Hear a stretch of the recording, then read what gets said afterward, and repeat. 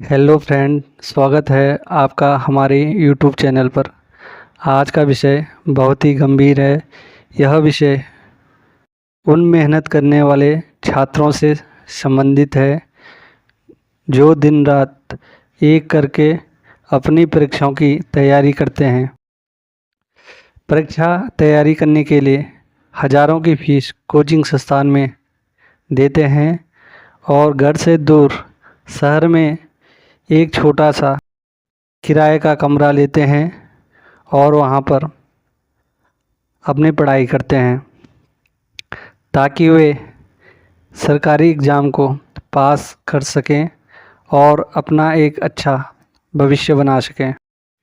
छात्र अपनी तरफ से पूरी मेहनत करता है और एग्ज़ाम के दिन या उससे पहले खबर आ जाती है कि पेपर 15 लाख में बिक चुका है, पेपर 11:30 बजे आउट हो चुका है। अब प्रश्न है जनता के उन चौकीदारों से जो जीरो टॉलरेंस डबल इंजन की बात करते हैं, जीरो भ्रष्टाचार की बात करते हैं, जो बात करते हैं कि अब कोई भी माफिया प्रदेश में बचा नहीं है, हाकिम का कोई हाकिम बचा नहीं है। दोस्तों, हाकिम तो एक मोहरा है, हाकिम के पीछे न जाने कितने हाकिम छिपे हैं। दोस्तों, हाकिम सिंह कोई नया नाम नहीं है।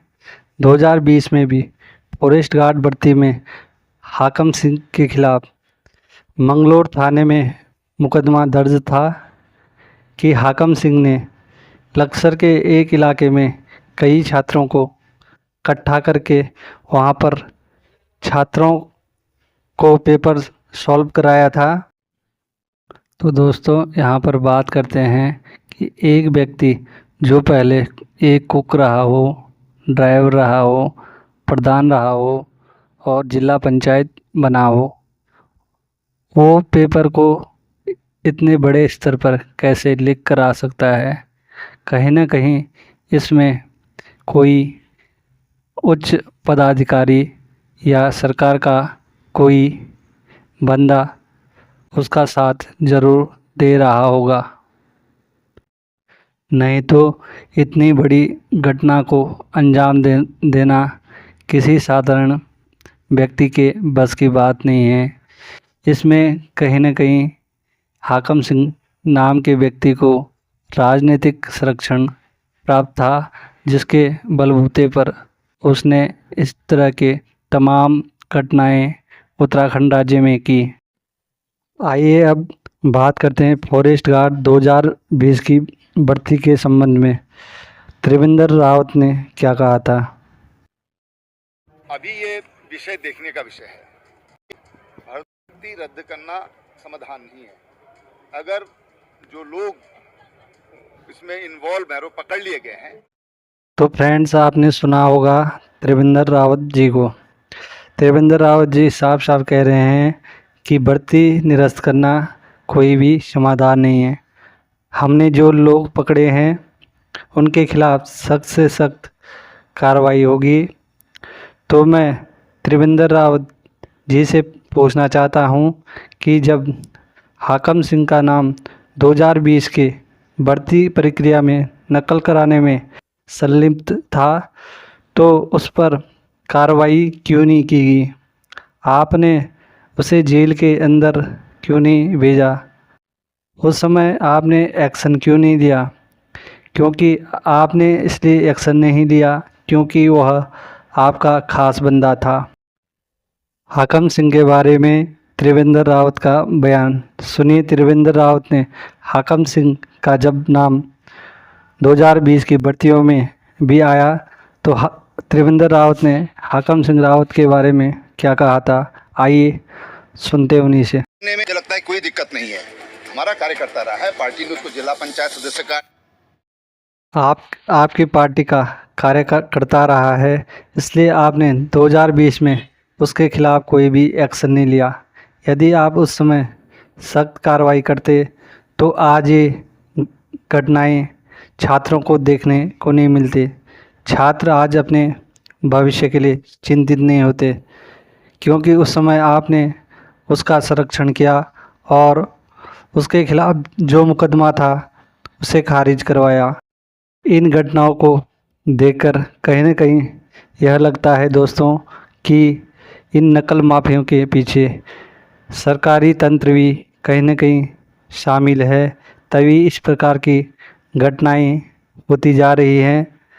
और नहीं तो उसी समय पर जब 2020 के बाद हाकम सिंह को जेल हो गई थी तो सरकार को छात्र हित में ऐसे व्यक्तियों को परीक्षा से 1 महीने पहले कस्टडी में लेना चाहिए था, ताकि वो इस प्रकार की आगामी परीक्षाओं में घटनाएं या वारदातें न कर सकें। दोस्तों, अब बात करते हैं धामी जी की, कि धामी जी कैसे पूरे देश में चिल्ला चिल्ला कर कह रहे हैं कि हमने नकल रोधी कानून लागू करवा दिया है और अब प्रदेश में एक भी नकल माफिया नहीं बच गया है। सारी परीक्षाएं पारदर्शिता के साथ हो रही हैं। आइए धामी के मुंह से सुनते हैं। एक भी नकल माफिया नहीं है, एक भी नकल का प्रकरण नहीं आया अगर पिछले 3 सालों में। धामी जी, जो आप कह रहे हैं कि एक भी नकल माफिया अब बचा नहीं है, जब से आपने नकल रोधी कानून लागू कर किया है तब से किसी भी परीक्षा में नकल नहीं हो रही है। तो वीडियो के एग्ज़ाम में 11:30 बजे पेपर लीक कैसे हो गया? चिल्ला चिल्ला कर कहने से आप प्रदेश की जनता और प्रदेश के छात्रों को गुमराह नहीं कर सकते हैं। आपको इस पर सख्ताई से कदम उठाना चाहिए और जो इस प्रकार की गतिविधियों में शामिल है उनके खिलाफ सख्त से सख्त कदम उठाने चाहिए और परीक्षा की पारदर्शिता बनी रहे, इसके लिए भी विशेष प्रावधान किए जाने चाहिए। अब आपको मर्तोलिया जी का बयान सुनाते हैं कि मर्तोलिया जी ने वीडियो परीक्षा के बारे में क्या कहा। इसको बेसिकली पेपर लीक नहीं कह सकते आप, पेपर लीक करना दूसरी बात हो गई। ये बेसिकली किसी सेंटर से 3 पन्ने बाहर निकले हैं जो क्वेश्चन पेपर का, तो उसमें ये है कि क्योंकि बाहर आया तो हो सकता है कि और जगह चला गया हो, किसी ने सॉल्व कर दिया हो, उनकी मदद कर दी, इस तरह की चीज़ें आई हैं। अब हमारे यहाँ देखिए सेंटरों पे हम जैमर लगाते हैं, तो बेसिकली फ़ोन करने के बाद भी वो आगे फॉरवर्ड नहीं कर सकता, वो जैमर सभी सेंटरों में हमारे रहते हैं। तो ये बड़ा एक आश्चर्यजनक हमारे लिए भी है कि ये कैसे हुआ, इसके लिए हम लोगों ने भी तो फ्रेंड्स, आपने सुना होगा आयोग के अध्यक्ष मर्तोलिया जी को। मर्तोलिया जी कह रहे हैं कि बेसिकली यह पेपर लीक नहीं है।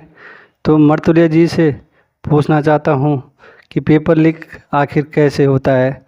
यदि किसी पेपर के 3 पन्ने अगर एग्ज़ाम समाप्त होने से पहले यदि सोशल मीडिया पर तैर रहा हो तो सोशल मीडिया के माध्यम से न जाने वह पेपर कहाँ कहाँ गया होगा। और दूसरी बात, मर्तोलिया जी, आपने तो जैमर लगाए थे, तो फिर एग्ज़ाम सेंटर से पेपर बाहर कैसे आया? तो दोस्तों, छात्र सालों साल मेहनत करता है, फिर जाके एग्ज़ाम देता है और उसको पता चलता है कि उसकी मेहनत पर डाका पड़ा है। तो उस पीड़ा को एक छात्र ही जान सकता है जिसने एग्ज़ाम दिया हो। धामी के कहने से, चिल्ला चिल्ला के कहने से कुछ नहीं होता कि हमने नकल रोधी कानून लागू कर दिया, या फिर मर्तोलिया जी के कहने से कुछ नहीं होता कि बेसिकली यह पेपर लीक नहीं है। या फिर अब दोस्तों बात करते हैं कि इस वीडियो के पेपर में लीक कैसे हुआ।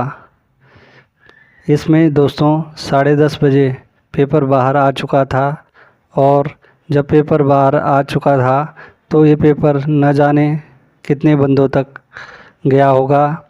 इसमें 15-15 लाख में पेपर बेचने की बात सामने आई है। दोस्तों, तो आप सब कमेंट में ज़रूर बताना कि पेपर की शुचिता बाधित हुई है या नहीं, पेपर कैंसिल होना चाहिए या नहीं। आप सभी कमेंट बॉक्स में ज़रूर बताना। Thank you.